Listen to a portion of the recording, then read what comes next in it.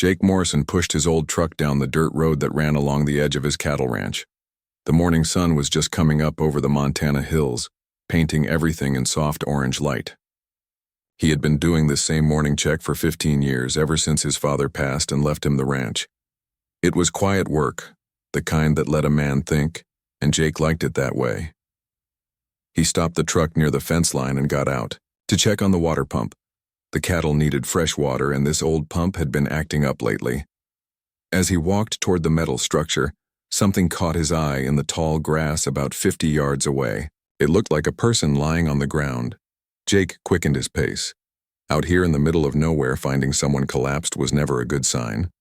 Maybe it was a hiker who got lost, or someone whose car broke down on the main road. As he got closer, he could see it was a woman with long, dark hair. She was wearing clothes he had never seen before, something that looked almost like metal, but moved like fabric. The woman was unconscious but breathing. Jake knelt down beside her and gently shook her shoulder. She did not wake up, but he could see she was injured. There were cuts on her arms and a nasty bruise on her forehead. What worried him most was that her skin had strange silver lines, running across it like someone had drawn on her with metallic ink. Jake had seen plenty of injuries working on a ranch, but he had never seen anything like these markings. They seemed to glow slightly in the morning light, which made no sense at all. He figured he must be seeing things because of how the sun was hitting her skin. He carefully picked up the woman and carried her to his truck. She was lighter than he expected, and her strange clothes felt warm to the touch. As he placed her in the passenger seat, she started to wake up. Her eyes opened slowly, and Jake saw they were an unusual shade of green, almost like emeralds. The woman looked around frantically and started speaking in a language Jake had never heard before. It sounded musical but urgent, with lots of sounds that reminded him of wind chimes. She pointed at the sky and then at herself, speaking faster and faster. Jake could tell she was scared. "Hey, it's okay," Jake said in his calmest voice. "You're safe now. I'm going to take you to my house and get you cleaned up." The woman stared at him with wide eyes. She seemed to understand that he was trying to help, but she kept pointing at the sky and making gestures with her hands. It looked like she was trying to show him something flying away, but there was nothing up there except a few clouds. Jake drove slowly back to his house, glancing at the woman every few seconds. She had stopped talking but was looking around at everything with intense curiosity. When she saw his cattle in the distance, she pointed at them and said something that sounded like a question. Jake wished he could understand what she was trying to say. His ranch house was nothing fancy, just a 2-story wooden building that his grandfather had built in the 1940s. Jake parked the truck and helped the woman out. She was unsteady on her feet, so he kept one arm around her as they walked to the front door. She kept looking back at the sky as if she expected something to appear there. Inside the house, Jake led her to the kitchen and made her sit down at the table. He got his first aid kit from the cabinet and started cleaning the cuts on her arms. The woman watched everything he did with fascination, as if she had never seen bandages or antiseptic before. When he dabbed some antiseptic on one of her cuts, she jerked her hand back and stared at the bottle. "It's just medicine," Jake explained, knowing she probably could not understand him. "It will help prevent infection." The woman tilted her head and repeated the word medicine with a strange accent. Then she said it again, more clearly this time. Jake was surprised at how quickly she seemed to be picking up the word. After he finished bandaging her cuts, Jake made some coffee and offered her a cup. She sniffed it carefully before taking a small sip, and her face lit up with surprise. She said something in her strange language that sounded like approval, then tried to say coffee in English. It came out sounding like coffee, but Jake understood. "That's right," he said, smiling. "Coffee." The woman smiled back and repeated the word perfectly this time. Jake was amazed at how fast she was learning. Most people took years to pick up a new language, but she seemed to be absorbing English words after hearing them just once or twice. He tried to ask her name using gestures, pointing at himself and saying Jake several times. She understood and pointed at herself, saying what sounded like Luna. It was a pretty name, and it seemed to fit her somehow. Luna finished her coffee and then did something that made Jake's heart nearly stop. She reached into what looked like a pocket in her strange clothes, but her hand seemed to disappear into the fabric. When she pulled it out, she was holding a small device that looked like it was made of crystal and silver. It was no bigger than a quarter, but it glowed with soft blue light. She held the device over one of the cuts on her arm that Jake had not bandaged yet.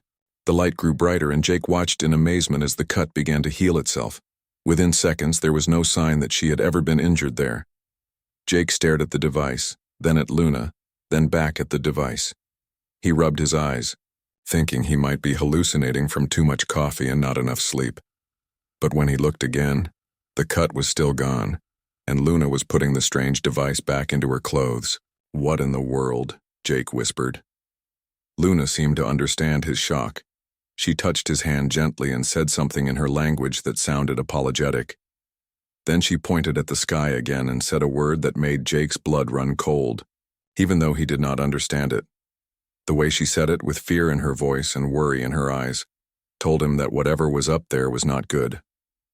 Jake looked out the window at the peaceful morning sky and wondered what he had gotten himself into.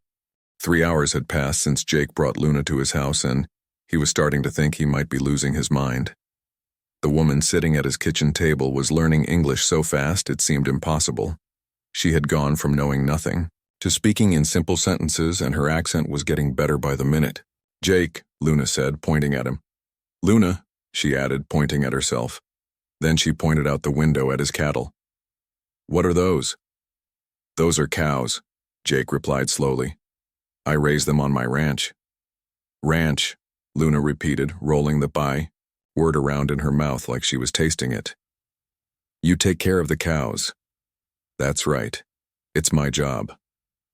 Luna nodded and was quiet for a moment. Then she looked directly at him with those strange green eyes and said something that made his coffee cup slip from his hands. "Jake, I am not from your world." The cup hit the floor and shattered, but Jake barely noticed. He stared at Luna, wondering if he had heard her correctly. "What did you say?" "I am not from Earth," Luna said more clearly. "I come from far away from the stars." Jake cleaned up the broken cup while his mind raced. Part of him wanted to laugh and assume she was confused from her injuries, but he had seen that healing device with his own eyes. He had watched a cut disappear like it had never existed. "The stars," he repeated slowly. "Yes. My people, we are called Kithara. We live in big ships that travel between worlds." Luna's English was getting smoother with every sentence, as if some part of her brain was working overtime to process the language. "Ships. Like spaceships?" "Yes, spaceships." Luna seemed relieved that he understood. "My ship was attacked. I had to escape." Jake sat back down at the table and tried to process what she was telling him. Either he was talking to someone who was very confused, or he was talking to an alien. Given what he had seen with the healing device, the second option was starting to seem more likely. "Who attacked your ship?"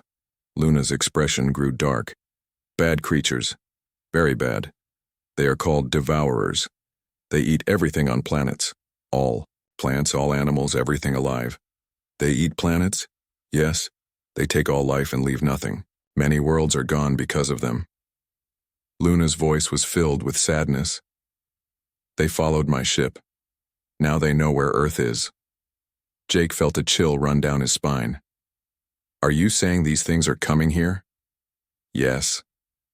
They will come soon. Maybe tomorrow, maybe next day. When they come, they will eat everything on Earth." Jake stood up and walked to the window. His cattle were grazing peacefully in the pasture, and everything looked perfectly normal. It was hard to believe that some alien monsters might show up and destroy everything he had ever known. "Why were you out there where I found you?" "My escape pod crashed in your field last night. I was hurt and could not walk far." Luna joined him at the window. "I tried to send message to my people, but pod was too damaged." "What about your people? Can they help?" Luna shook her head sadly. "They are very far away. It would take many days for them to come. The devourers will be here much sooner." Jake thought about this for a few minutes. If Luna was telling the truth, and he was starting to believe she was, then Earth was in serious trouble. He was just a rancher who knew about cattle and fixing broken equipment. He did not know anything about fighting alien monsters. Luna, why are you learning English so fast? Most people take years to learn a new language. Luna touched the side of her head. My people have machines in our brains, very small machines. They help us learn new things quickly. When I hear you speak, the machines study your words and help me understand.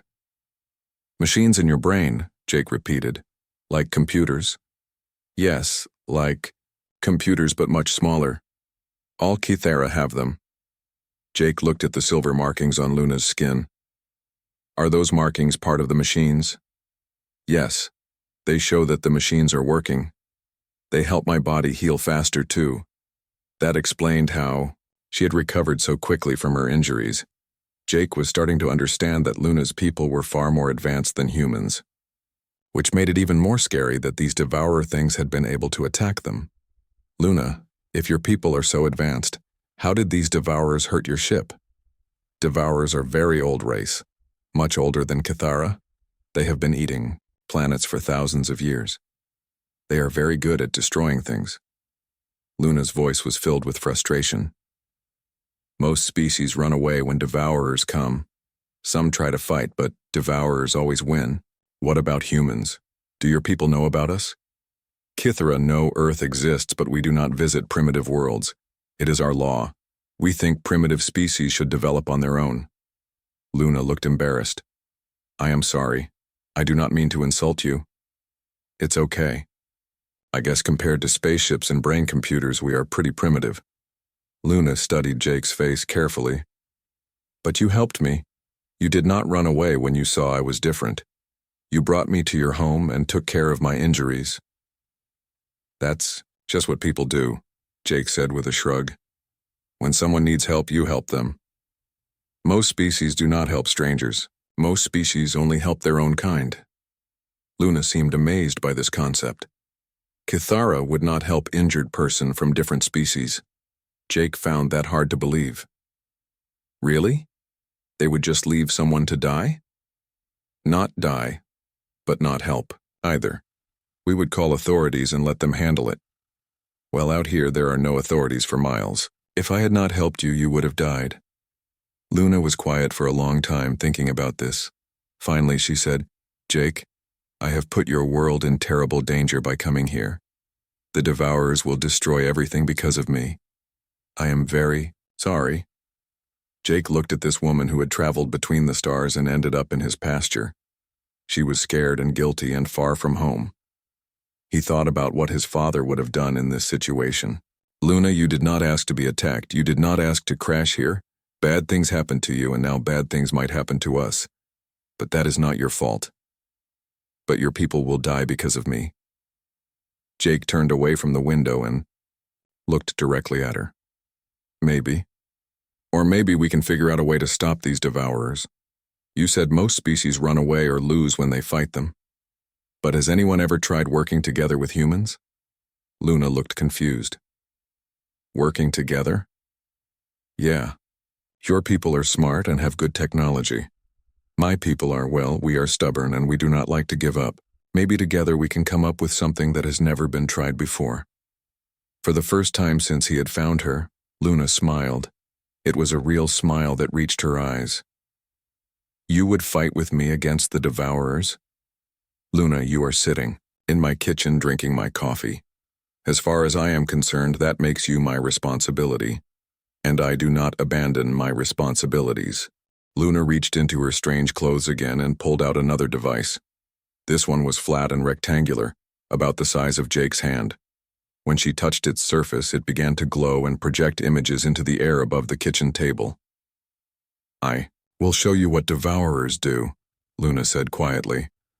The first image showed a beautiful planet covered in green forests and blue oceans. Cities with tall, graceful towers dotted the continents, and Jake could see what looked like ships flying between them. It was the most beautiful world he had ever seen. This was Kepler 7. My people traded with them for many years.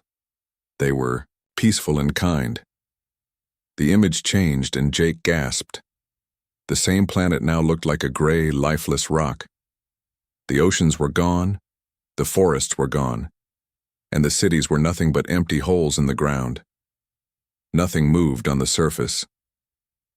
This is Kepler-7 after the Devourers came. They stayed for 6 days. When they left, there was no life anywhere on the planet. Luna touched the device again and another world appeared. This one had red soil and purple vegetation, with strange crystal formations that sparkled in the light of 2 suns. It looked alien but alive and vibrant. This was home to the Zephyrian people. They had technology almost as advanced as the Kithara. They had weapons and shields and thought they could fight the Devourers. Again, the image changed to show the same world as a dead, empty sphere floating in space. The Zephyrians fought for 12 days. In the end, it made no difference. Jake stared at the images, feeling sick to his stomach. How many planets have they destroyed? Hundreds. Maybe thousands. The Devourers have been doing this for so long that no one remembers when it started. What do they look like? Luna's fingers moved across the device, and a new image appeared. Jake wished she had not shown him. The creatures looked like a cross between a giant insect and a nightmare. They were about the size of a small car, with 6 legs ending in razor-sharp claws. Their heads were mostly mouth, filled with rows of teeth that seemed to go on forever. Worst of all, their skin looked wet and constantly shifting as if they were made of liquid hate. They reproduce very fast, Luna explained. One devourer can become 100 in just a few hours. They eat everything organic and use it to make more of themselves. What about the ships? What do those look like? The image changed to show 3 massive vessels hanging in space above a planet. They did not look like any spaceship Jake had ever seen in movies. Instead, they looked organic, like giant seed pods or maybe huge parasites. Their surfaces were covered in what looked like veins, and parts of them seemed to pulse like a heartbeat. The ships are alive, Luna said. They grow the Devourers inside themselves and carry them from world to world. Jake studied the ships carefully. They were enormous, easily the size of mountains. How do we fight something like that? That is what I do not understand. Most species cannot fight them at all. The Devourers' ships have shields that stop almost all weapons. Their skin is very hard and heals quickly, and there are always so many of them. You said almost all weapons. What weapons do work? Luna looked surprised that he had caught that detail. There are a few things. They do not like certain kinds of energy, the kind that makes sparks and lightning, and they cannot eat some metals, like iron. Iron makes them sick. Jake's mind started working. He thought about all the equipment on his ranch, all the metal tools and machines he used every day. Most of it was steel, which was mostly iron. Luna, do you know why they followed your ship here? When we tried to escape, our ship was damaged. It left a trail that they can follow, like footprints in mud. They will follow the trail until they find where my pod crashed. How long do we have? The attack happened 3 days ago. Devourers are fast, but space is big. I think they will be here tomorrow or the day after. Jake felt a weight settle in his stomach. Less than 2 days to figure out how to save the world. It seemed impossible. Luna, why did not your people ever try to stop the Devourers? I mean, if they have been destroying planets for so long, why has no one tried to hunt them down and destroy them first? Luna was quiet for a long time before answering. Kithara are peaceful people. We explore and learn, but we do not fight wars. When we hear that Devourers are coming to an area, we leave, we go somewhere else. You just abandon entire planets? What else can we do? We are scientists and traders, not warriors. We tried to warn other species, but most do not believe us until it is too late. Jake could not understand this attitude. Maybe it was because he had grown up on a ranch, where you fought to protect what was yours. The idea of just running away, when something threatened your home, made no sense to him. Has anyone ever tried to warn Earth? No. As I said, we do not contact primitive species. Your people do not have space travel yet, so we thought you were safe from the Devourers. But now they know we are here. Yes. And they will not leave anything alive. Jake walked around the kitchen thinking hard. He was just one man with a cattle ranch in Montana. He had no army, no advanced weapons, no spaceship. But he had grown up fixing broken equipment and solving problems that seemed impossible. His father had always said that every problem had a solution if you looked at it from the right angle. Luna, What exactly happened when your ship was attacked? How many Devourers were there? Our scouting ship had a crew of 12 Kithara. We were exploring a system near the edge of our territory when the 3 Devourer ships appeared. They came out of nowhere like they were hiding. Were they waiting for you? I think so. The Devourers have never attacked Kithara ships before. We always avoid them. But this time they seemed to know we were coming. Jake stopped walking. That sounds like an ambush. Yes, they destroyed our main ship in the first attack. Only a few of us made it to the escape pods. I think I'm the only one who survived. I am sorry about your friends. Luna nodded sadly. They were good people. They died trying to send a warning to our fleet. Did the warning get through? I do not know. Our communications were damaged before we could tell if the message was received. Jake thought about this. If Luna's people did get the warning, they might send help. But Luna had said it would take days for them to arrive, and the Devourers would be here much sooner. Luna, you said the Devourers do not like electricity and cannot eat iron. Is there anything else that hurts them? High-frequency sounds can confuse them, and they do not like cold very much. But these weaknesses are small. No one has ever found a way to use them to actually defeat the Devourers. Jake smiled for the first time since seeing the images of destroyed worlds. Well, no one has ever had help from a stubborn Montana rancher before. Luna looked at him with confusion. I do not understand. Luna, I have been solving impossible problems my whole life. Broken equipment that should not work but does. Cattle that get out of fences that should hold them. Weather that tries to destroy my crops. Jake sat back down at the table. The thing about impossible problems is that they are only impossible until someone figures out how to solve them. You really think we can stop the Devourers? Jake looked at the images of dead worlds still floating above his table. I think we are going to try, and I think we are going to need help. What kind of help? The kind that comes from people who do not know when to quit. Jake picked up his phone and dialed a number he knew by heart. After 3 rings, a gruff voice answered. Pete Collins here. Pete, it's Jake. I need you to come over to my place right now and bring your toolbox. Pete Collins had been Jake's neighbor for over 10 years. He owned a small farm about 2 miles down the road and was one of the few people Jake trusted completely. Pete was also a former Marine who had served 3 tours overseas before coming home to Montana to raise chickens and grow vegetables. What's wrong? Did your tractor break down again? It's not the tractor, just come over. And Pete, bring any extra copper wire you have lying around. Copper wire? Jake, what are you planning to build? I will explain when you get here, just trust me on this one. All right, but this better be good. I was about to start fixing my chicken coop. Jake hung up the phone and turned to Luna. Pete will be here in about 20 minutes. He is a good man and we are going to need his help.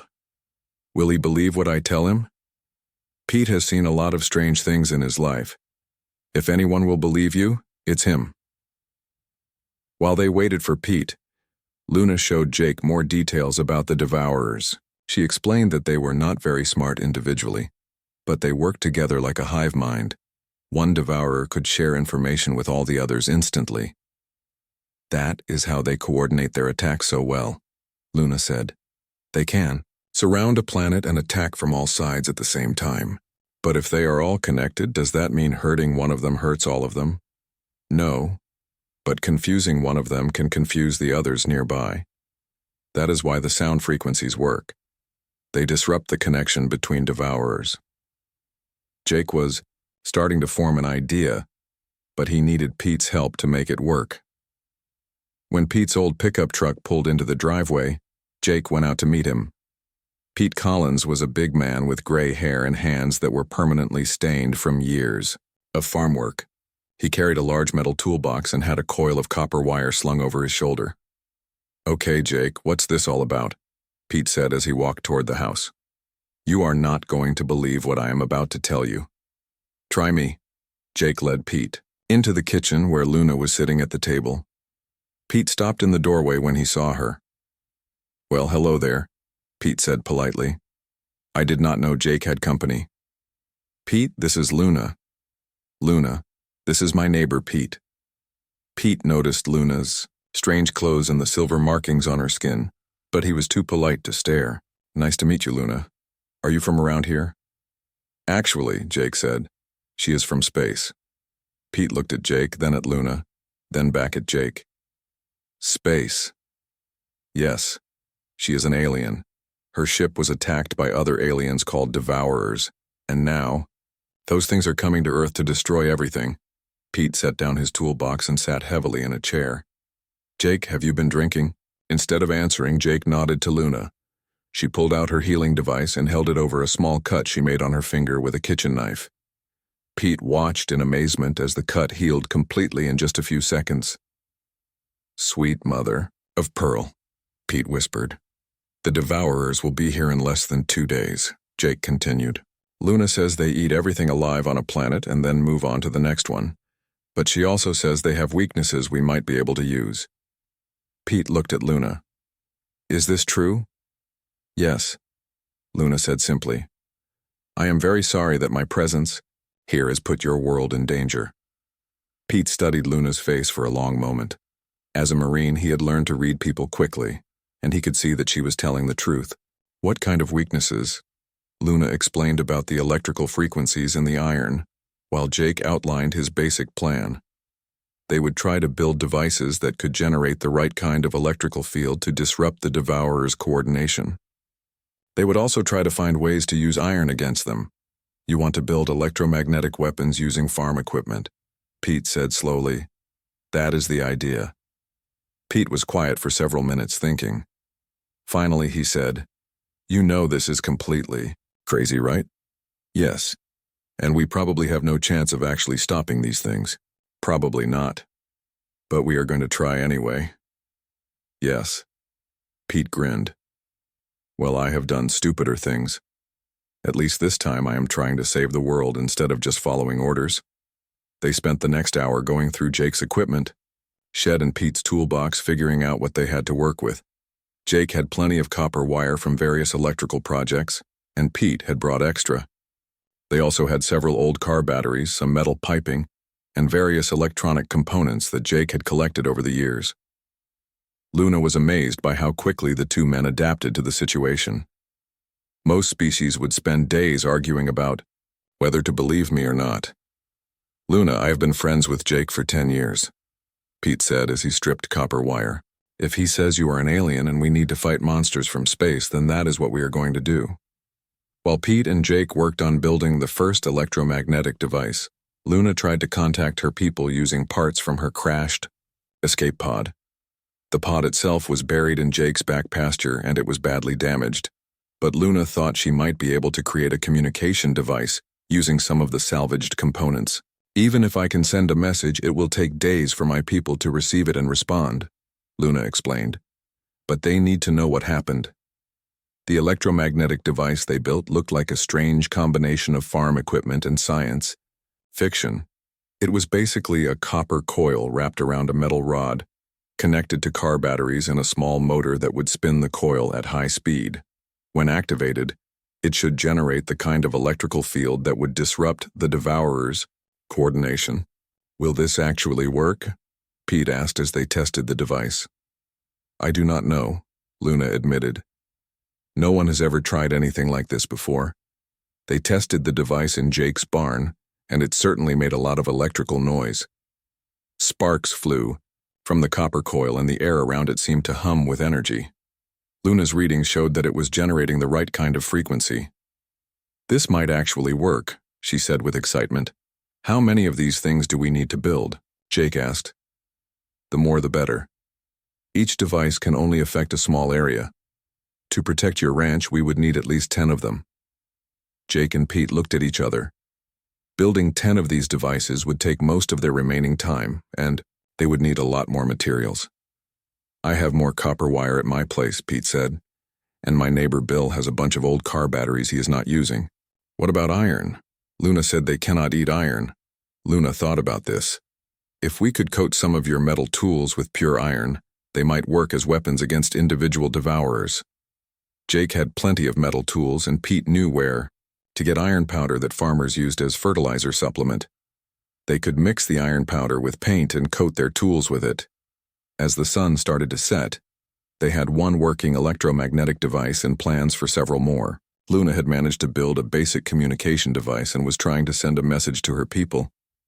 "Even if this works," Pete said as they took a break for dinner, "we are just 3 people trying to fight an invasion force. Should not we be calling the government or the military?" "And tell them what?" Jake replied. "That aliens are coming and we need to build electromagnetic scarecrows to fight them off? They would lock us up." "Jake is right," Luna said. "By the time your authorities believed us, it would be too late. The Devourers do not give anyone time to prepare." Pete nodded reluctantly. "So it is up to us." "It is up to us," Jake agreed. As they worked late into the night, building more devices and preparing their defenses, Luna kept glancing at the sky. She knew the Devourers were coming, and she knew that 3 people with homemade weapons had almost no chance against them. But she also knew something the Devourers had never encountered before. She was working with humans, and humans apparently did not know when to give up. "Jake," she said as they finished their second electromagnetic device, "why are you doing this? You could take your truck and drive far away from here. You might be safe if you ran." Jake looked up from the copper coil he was winding. "Luna, this is my home. These are my cattle, my land, my life. I do not run away from my home." "But you will probably die." "Maybe, but I would rather die fighting for something I care about than live knowing I ran away when people needed help." Pete nodded in agreement. "Besides, someone has to make a stand somewhere. Might as well be here." Luna felt something she had never experienced before.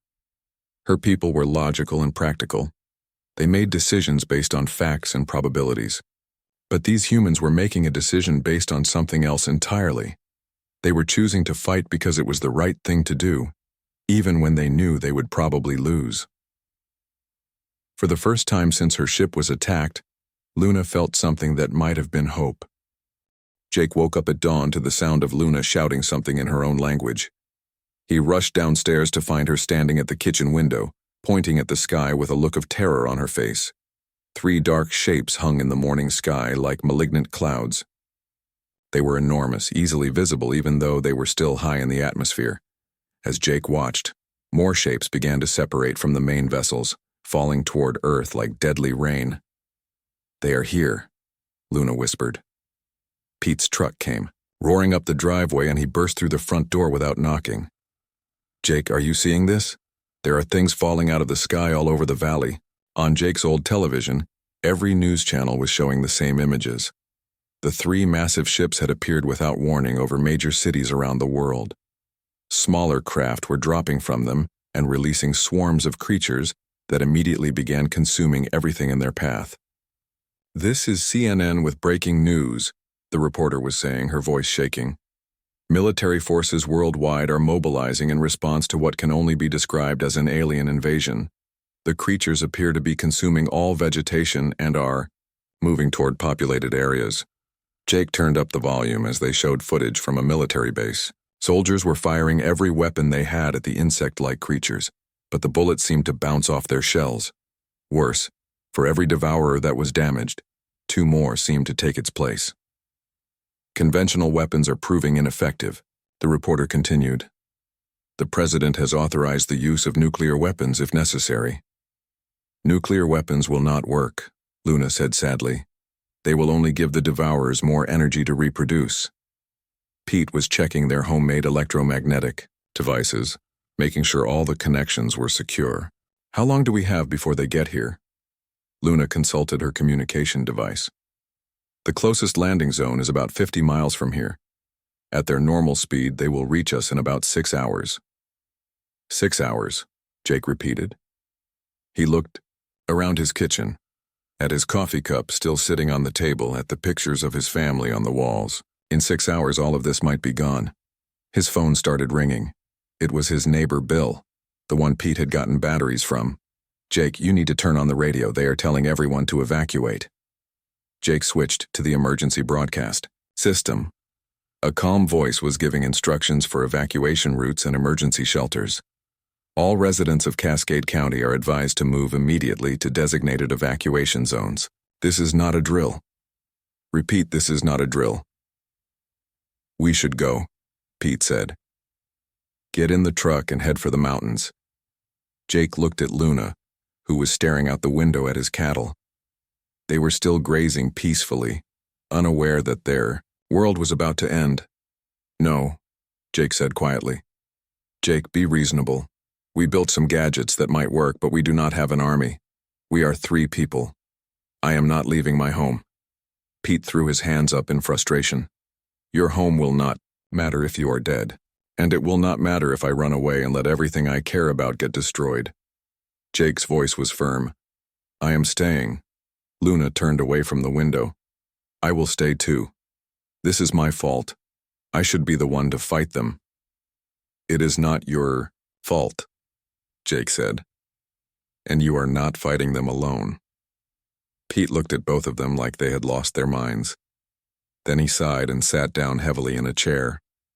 Well, I guess if you two are staying, I am staying too. Someone has to make sure you do not get yourselves killed in the first 5 minutes. They spent the next hour making final preparations. Jake moved his cattle into the barn, hoping the building might provide some protection. Pete positioned their electromagnetic devices around the ranch house, spacing them out to cover as much area as possible. Luna worked on amplifying the signal from their communication device, still hoping to reach her people. As the morning wore on, they could see smoke rising from the direction of the nearest town. The radio reports were getting worse. The creatures were spreading faster than anyone had expected, and evacuation efforts were breaking down as roads became clogged with panicked people. Military units report being overrun in several locations, the radio announced. The creatures appear to be multiplying at an extraordinary rate. Around noon, Jake's neighbor Bill arrived in his pickup truck, towing a trailer loaded with equipment. I heard on the radio what you boys are trying to do, Bill said as he got out of his truck. Figured you could use some help. Bill was in his 70s, a retired engineer who had worked for the power company for 40 years. He had brought electrical components, more batteries, and several lengths of heavy copper cable. Bill, you should be evacuating with everyone else, Jake said. At my age, where am I going to go that those things will not find me eventually? Bill started unloading his trailer. Besides, my wife is buried in the cemetery down the road. I'm not leaving her. Within an hour, 2 more neighbors had arrived. Mary Chen, who ran the local hardware store, brought tools and metal supplies. Frank Wilson, a retired soldier, brought weapons and ammunition that he admitted probably would not work, but made him feel better anyway. Word is spreading on the radio, Mary explained. People are hearing about what you are trying to do. Most folks think you are crazy, but some of us figure crazy is better than giving up. By mid-afternoon, they had a dozen people working to build more electromagnetic devices and prepare defenses.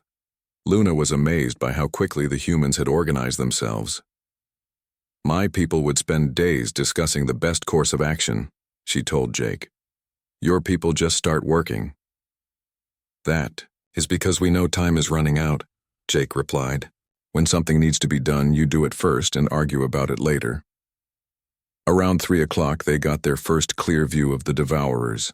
A news helicopter was broadcasting live footage of the creatures advancing across the valley. They moved in a coordinated swarm, consuming trees, grass, and anything else they encountered. Behind them, they left nothing but bare earth. They will be here in 2 hours, Luna announced, watching her tracking device. Jake gathered everyone around the kitchen table for what might be their final planning session. They had built 8 electromagnetic devices and coated dozens of tools with iron paint. It was not much, but it was all they had. Here's the plan, Jake said. When they get close, we activate all the devices at once. Hopefully that will confuse them enough to slow them down. Anyone with iron-coated weapons stays close to the house and tries to pick off any devourers that get through. What if it does not work? Frank asked. Then we keep fighting until we cannot fight anymore. Luna looked around at the faces of the humans who had chosen to stay and fight alongside her. They were scared, but none of them were backing down. I want you all to know, she said, that in all the galaxy, I have never met people like you. Most species run when the devourers come. You are the first who have chosen to stand and fight. Well, said Bill, we might not win, but we are sure going to make them work for it. As the sun began to set, they took their positions around the ranch. The electromagnetic devices were hidden in the barn, the pasture, and around the house. Everyone had iron-coated tools and knew their job. Luna stood next to Jake on the front porch, watching the horizon. "I can see them," she said, pointing to a dark mass moving across the distant hills. Jake picked up his radio and spoke to his neighbors. "This is it, everyone. Remember the plan.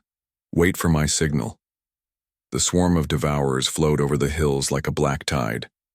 There were hundreds of them, maybe thousands, moving with terrifying coordination. As they got closer, Jake could hear the sound they made, a clicking, chittering noise like a million insects all talking at once. "Jake," Luna said quietly, "whatever happens, I want you to know that meeting you has been the greatest honor of my life." "The honor has been mine, Luna." The first devourers reached the edge of Jake's property and stopped. For a moment, they seemed confused, as if they sensed something unusual. Then they began moving forward again, more cautiously now. Jake raised his radio. "Now," he said. All around the ranch, the electromagnetic devices roared to life. The air filled with sparks and electrical noise. The advancing devourers suddenly stopped, their coordinated movement breaking apart as they stumbled into each other. "It is working," Luna shouted over the noise. But even as some devourers were confused by the electrical interference, others were adapting. They began moving around the affected areas, looking for ways through the electromagnetic barrier. Jake picked up his iron-coated shovel and prepared to fight. "Round 2, he said.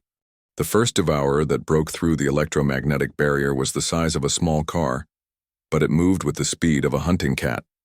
Jake swung his iron-coated shovel with everything he had, connecting with the creature's head. To his amazement, the devourer let out a shriek and stumbled backward, its skin smoking where the iron had touched it. "The iron works!" he shouted to the others. All around the ranch, the small group of defenders was fighting desperately. Pete had rigged an iron-coated pitchfork to a long handle and was using it like a spear. Bill was swinging a hammer that he had coated so thickly with iron paint that it looked like a medieval weapon. Mary had found that iron nails fired from a nail gun could actually hurt the creatures, though she had to get dangerously close to use it effectively. But for every devourer, they managed to hurt or drive back. 3 more seemed to take its place. The electromagnetic devices were working, but only in small areas. Most of the swarm was finding ways around them. Jake's radio crackled with desperate voices from around the country. "This is Denver. We are being overrun.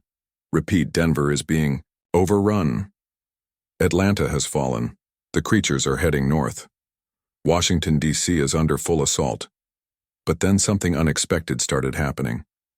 Other voices began coming through on the radio, people who had heard Jake's story and were building their own electromagnetic devices. "This is Tom Bradley in Nebraska. We have built 6 devices based on the plans that rancher broadcast. They are working. Repeat, the devices are working."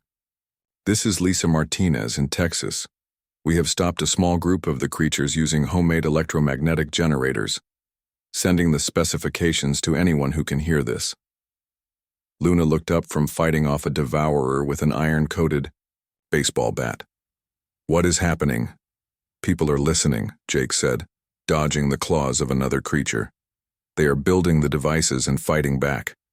All across the radio spectrum, voices were reporting successful defenses using electromagnetic fields and iron weapons. Farmers, mechanics, engineers, and ordinary people were working together to build defenses that no government or military had thought to try.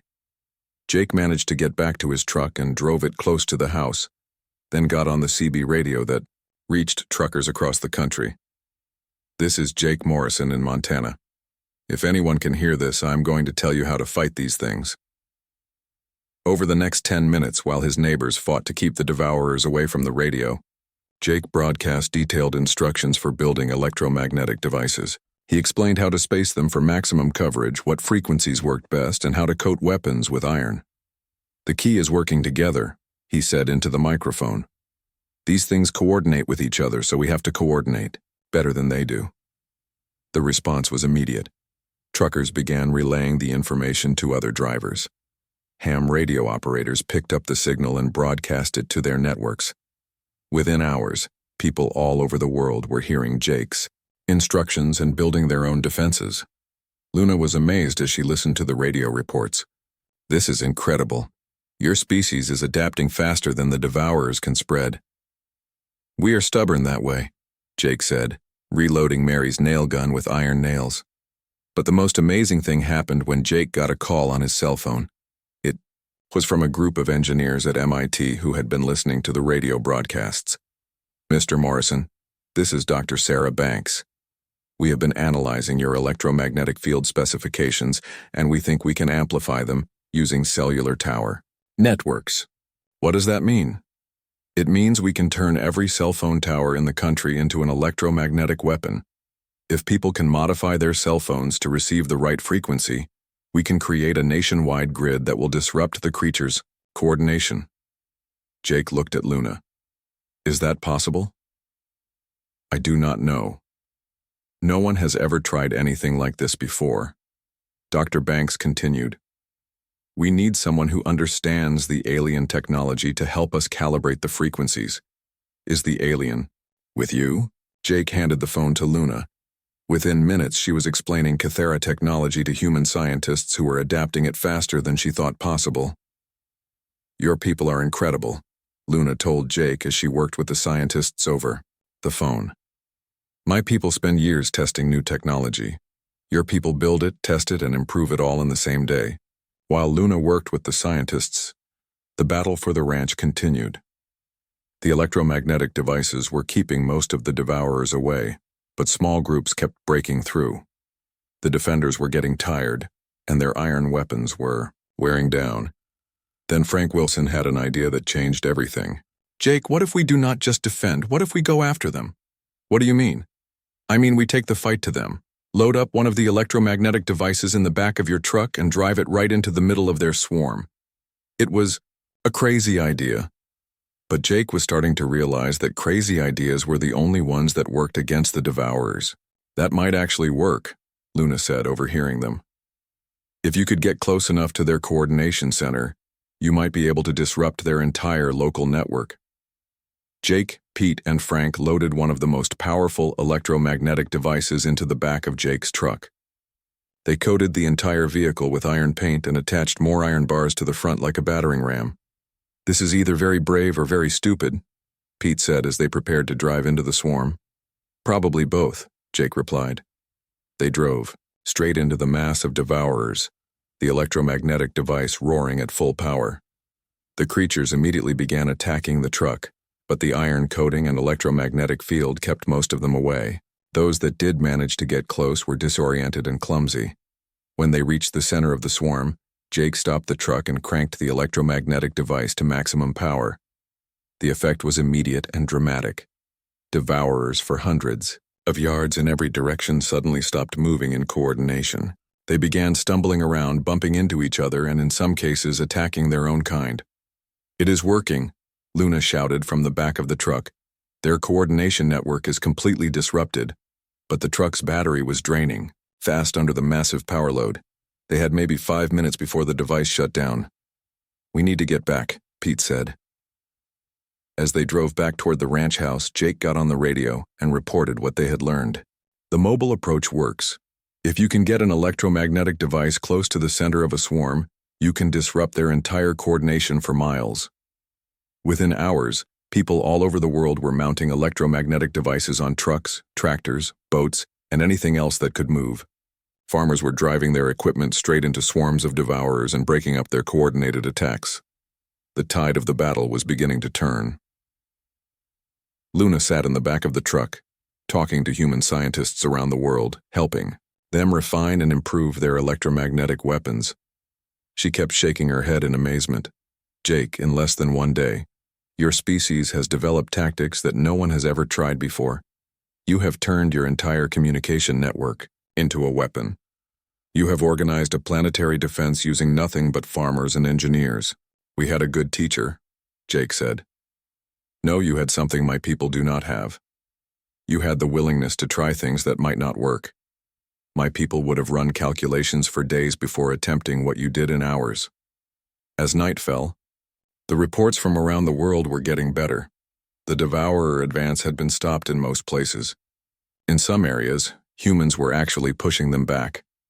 But Luna knew the fight was far from over.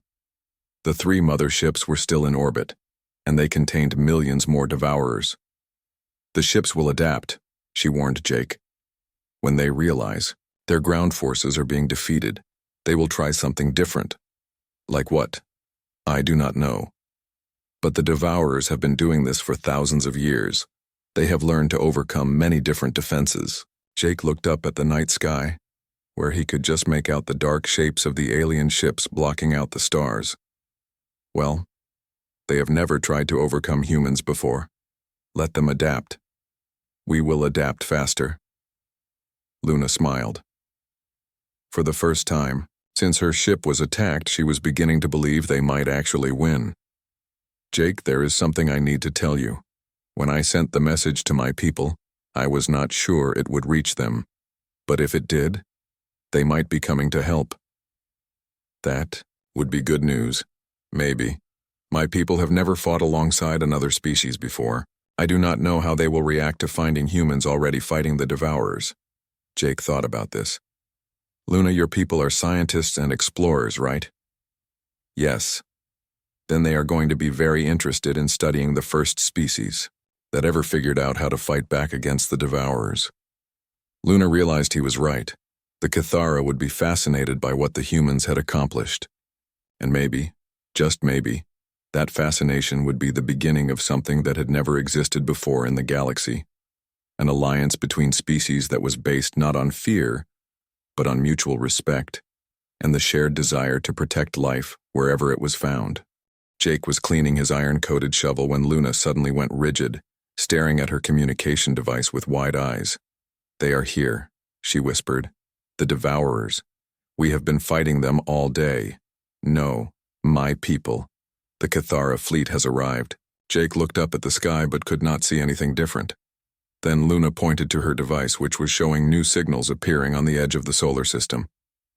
How many ships? Luna's hands were shaking as she read the display. I cannot count them all. This is not just a rescue mission. This is the entire war fleet. Over the next hour, the night sky began to change. New stars appeared as massive Kithra vessels moved into Earth's orbit. They were nothing like the organic, twisted shapes of the Devourer ships. The Kithra vessels were sleek and graceful, like spaceborne cathedrals made of silver and light. Jake's radio crackled with military communications from around the world. NORAD reports over 200 unidentified objects entering Earth's atmosphere. Unknown vessels are taking positions around the planet. All military units stand by for possible engagement. Luna was frantically working with her communication device trying to contact the fleet. Finally, she succeeded in establishing a connection, and a holographic image appeared above the kitchen table. The alien who appeared was tall and elegant, with the same silver markings as Luna but covering more of her skin. Her clothes seemed to be made of liquid metal that shifted and flowed as she moved. Luna of the survey vessel Wandering Star, the alien said in a voice like musical chimes. I am Commander Zara of the Warfleet Eternal Voyage. We received your distress signal. Commander, I am grateful beyond words that you came. But how did you arrive so quickly, and why did you bring the entire Warfleet? Commander Zara's expression was unreadable. We were already traveling toward this sector when your message reached us. We have been tracking the Devourers across 3 star systems. When we learned they had followed you to a primitive world, we expected to find another dead planet. Jake cleared his throat. Excuse me, but this is my kitchen and I would like to know what is happening. Luna quickly introduced Jake and explained what had happened over the past 2 days. Commander Zara listened with growing amazement as Luna described the human resistance and their innovative tactics.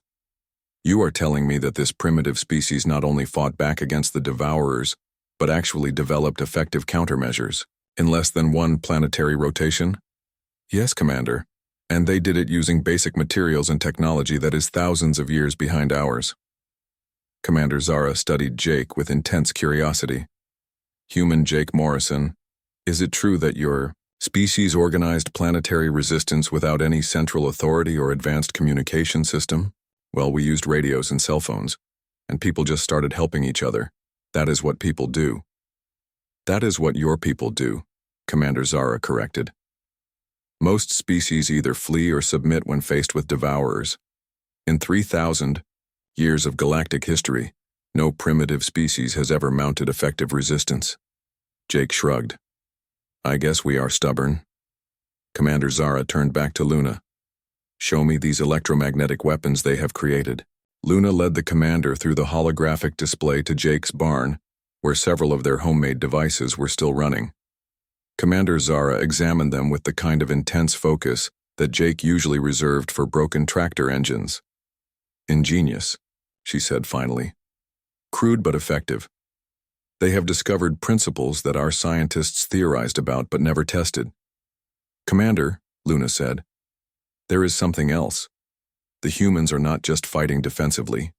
They are adapting and improving their tactics in real time. They have turned their entire planet into a coordinated defense network. That should be impossible for a pre-spaceflight species.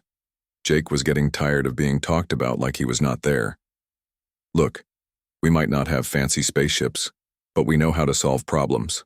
And right now, our biggest problem is those 3 ships up there that are full of monsters.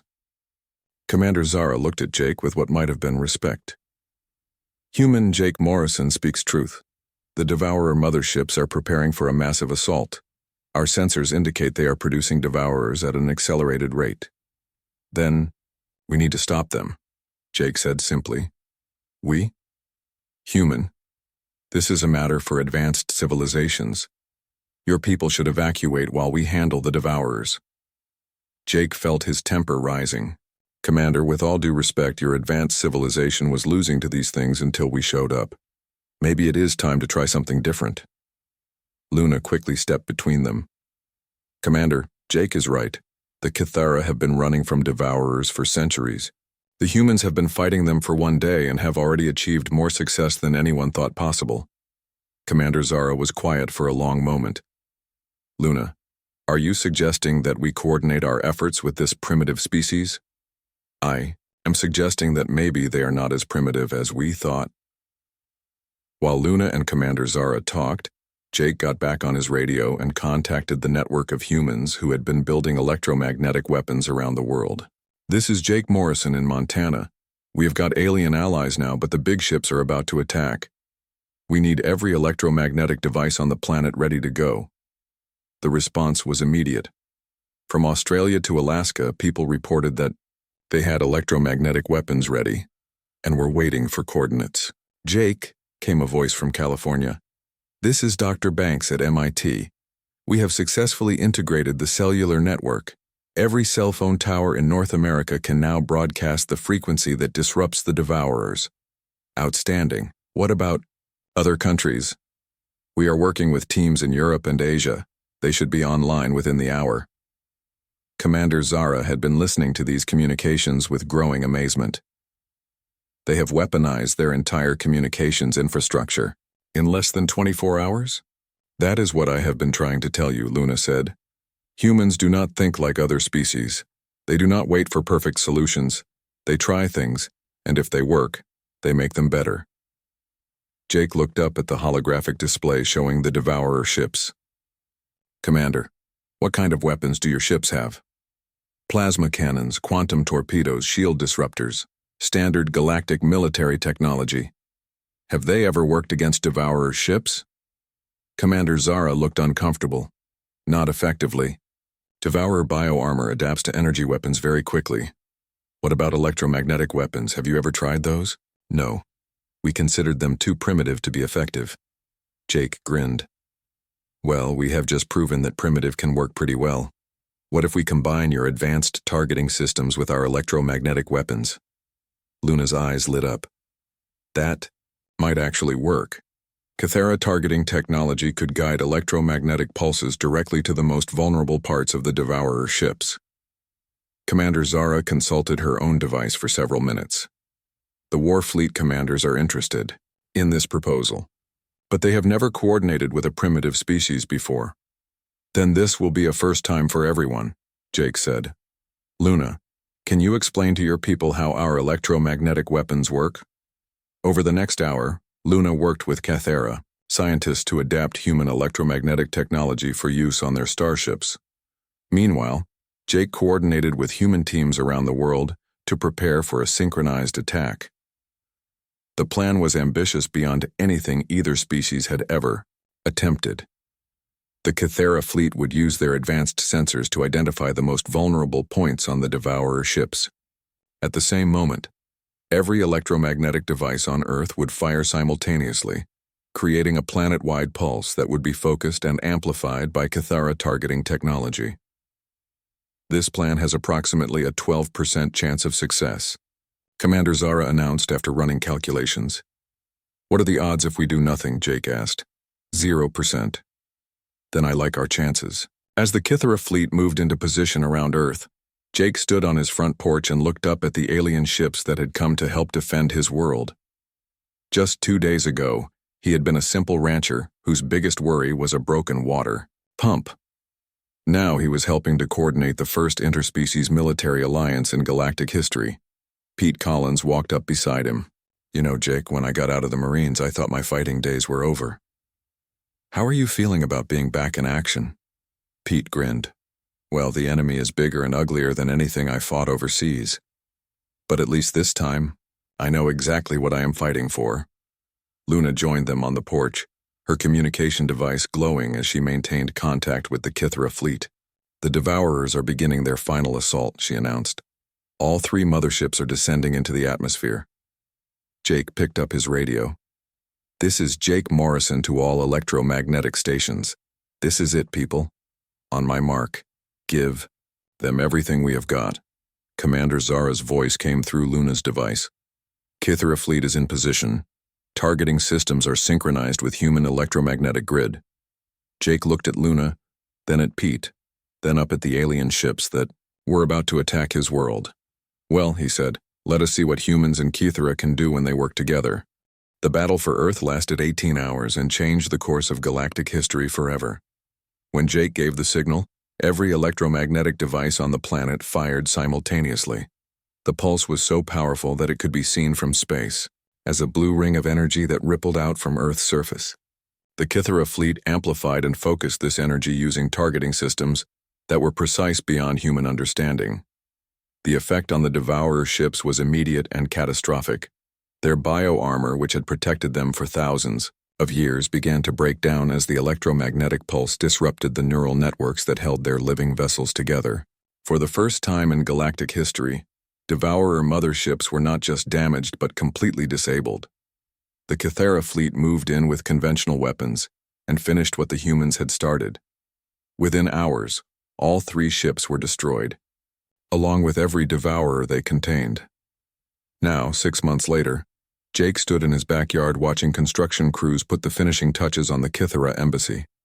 The building was a beautiful blend of human architecture and alien technology, looking like something from a dream, but feeling perfectly at home among the Montana hills. Luna emerged from the embassy, no longer wearing her strange metallic clothes, but dressed in jeans and a flannel shirt that she had bought in town. She still had the silver markings on her skin, but now she also had a tan from working outside and calluses on her hands from helping with ranch work. The final delegation arrives tomorrow, she told Jake as they walked toward the pasture where his cattle were grazing. How many ships this time? Only 3. The Cathera Council does not want to overwhelm your people. Jake laughed. Luna, after what we have been through, I think we can handle a few more alien visitors. The past 6 months had been a whirlwind of change for both species. The Cathera had shared selected technologies with humans, medical devices, communication, systems and energy sources that were clean and efficient. In return, humans had taught the Cathera about cooperation, rapid innovation, and the kind of stubborn courage that refused to give up in the face of impossible odds.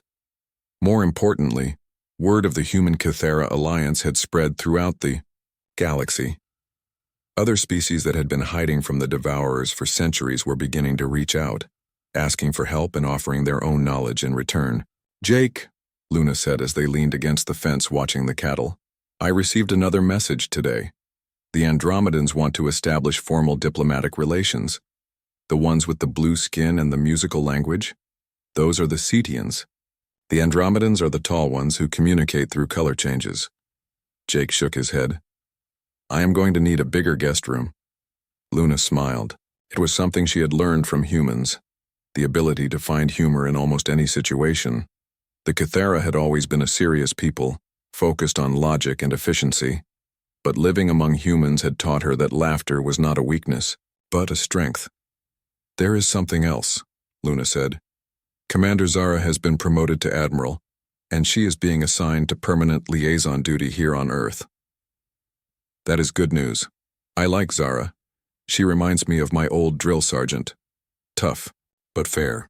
She says working with humans has taught her more about military strategy than 300 years of Cathera War College. Jake was not surprised. In the months since the battle, human military advisors had been working with Cathera forces to develop new tactics for dealing with other galactic threats. It turned out that the same stubborn creativity that had defeated the Devourers was useful against pirates, raiders, and other hostile species. Pete Collins came walking up from the direction of his farm carrying a tablet that showed engineering schematics. Jake, you need to see this. The team in Japan has figured out how to combine Cathera shield technology with our electromagnetic pulse system. What does that mean? It means we can build defensive platforms that protect entire cities, while simultaneously being able to attack hostile ships. We are calling them Guardian Stations. Luna examined the schematics with interest. This is brilliant. You have taken our defensive technology and made it offensive as well. That is what humans do, Pete said with pride. We take things that work and make them work better. As they walked back toward the house, Jake thought about how much his life had changed.